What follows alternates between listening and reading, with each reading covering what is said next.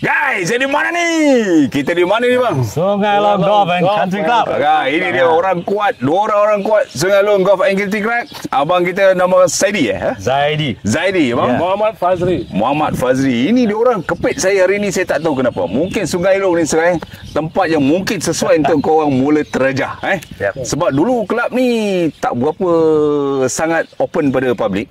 Ya, kita dulu member guest saja. Oh, sangat member guest So selepas kita buat renovation 2012, kita tukar modus operandi. Wow.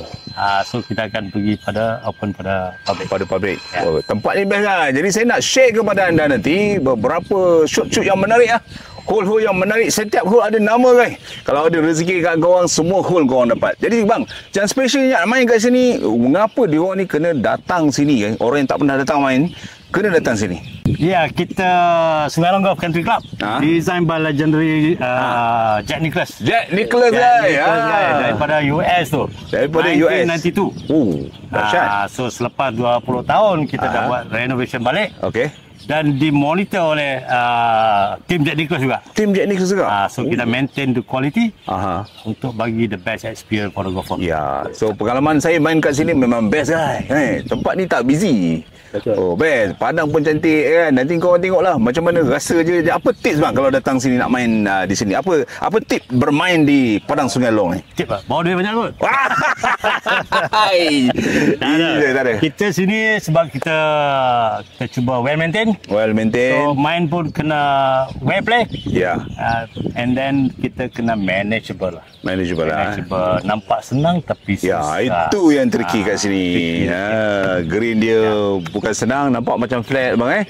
Dia punya overall fairway nampak macam flat, tapi sebenarnya dia undulating. Ada karakter. Dia ada art dia.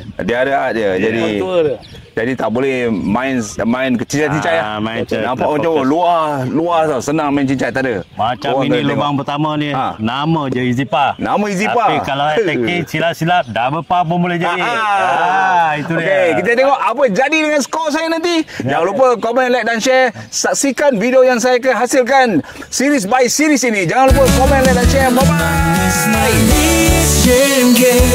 Datangkan berita Review Golf Club buat kita semua gembira. Di mana saja review menyala bagai bintang. Siap-siap guys, waktunya girang. Swing mantap, semua mata tertuju. Game kau tunjukkan tips yang baru. Dari satu lubang ke lubang lainnya. Manis-manis ya, jangan ragu. Ayo semua pemain, ayo kita bersatu. Game lihat kita mantan paragu. Review penuh rasa dan gaya. Manis-manis ya, serasa surga.